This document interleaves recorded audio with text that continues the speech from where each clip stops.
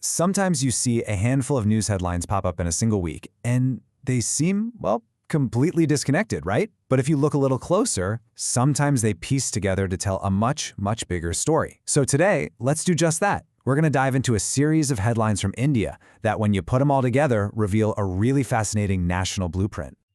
Okay, let's start with the headline that, let's be honest, grabbed everyone's attention. In October of 2025, Elon Musk's net worth, and get this, it crossed $500 billion. That made him the first person in history to hit that milestone. I mean, that is just an absolutely staggering number for one single person. And an achievement like that, it raises a really interesting question, doesn't it? While one person can build a fortune on that kind of mind-boggling scale, how does an entire nation, we're talking over 1 billion people here, how do they build their future? Well, it's not about one single move. It's about a whole series of deliberate, strategic steps. And that really brings us to the core idea here: one man's massive fortune versus one nation's blueprint for the future. So let's dig into the first piece of that plan. All right, so the first pillar of this whole blueprint is all about architecting a digital future. And what's really interesting is that we saw a super clear 3-step strategy emerge just this past week to make it happen. Yeah, in October 2025, we saw these 3 totally distinct initiatives pop up, but together they form this really clear, cohesive strategy. It's all about 1, securing the foundations, 2, building up the talent, and 3, activating that next generation. Let's break them down. Okay, first things first, you have to secure the system, right? The Reserve Bank of India did just that by setting up a brand new 6-member Payments Regulatory Board. Now, this new board, the PRB, is a big deal because it replaces an older system. Its entire purpose is to build a rock-solid, super secure foundation for the country's absolutely massive volume of digital transactions. So, once the system is locked down and secure, what do you need next? You need people who can actually use it, and even better, innovate on top of it. And that brings us to step 2, upskill the people. The newly launched NIELIT Digital University is an online platform designed to do exactly that. The goal? Create a huge national talent pool by making advanced tech education accessible to everyone, especially in those remote and underserved parts of the country. And the third step in this digital strategy? Empower the youth. This is where the MY Bharat app comes in. Think of it as a direct channel to young people, anyone from 15 to 29 years old.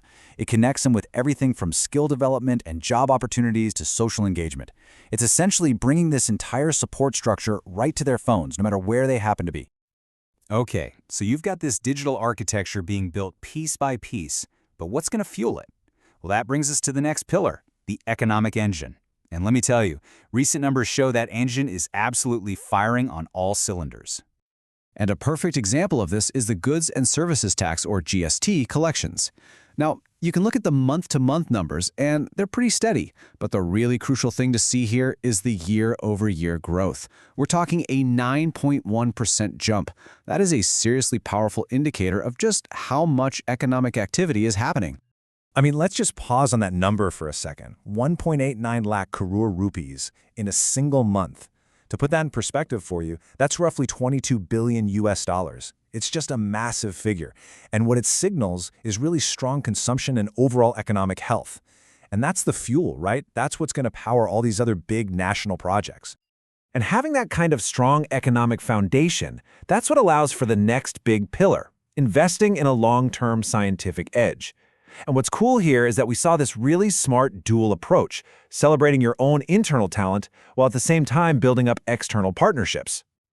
So on one hand, you've got the celebration of national talent. We saw the state's highest scientific honor, the Tanza Award, go to Dr. R. Arthur James for his incredible work. And then, on the other hand, you have this push for global collaboration, a multi-year biomedical research partnership with the super prestigious Wellcome Trust in the UK just got approved. It's a perfect strategy, right? One looks inward to celebrate excellence, and the other looks outward to build even more of it. And that whole outward-looking spirit, that brings us perfectly to the final pillar we saw this week, rebuilding global bridges. And this is a really big one. We're talking about the resumption of direct flights between India and China for the first time in years. Now remember, these flights were stopped during the pandemic, and they stayed stopped because of border tensions that flared up back in 2020. So reopening this channel, it's not just about airplanes. It's a huge symbolic and practical step towards normalizing one of the most important relationships in the entire world. So, when you step back and you put all of these pieces together, what do you actually see? These aren't just a bunch of random headlines about tech and taxes and science and flights. No way.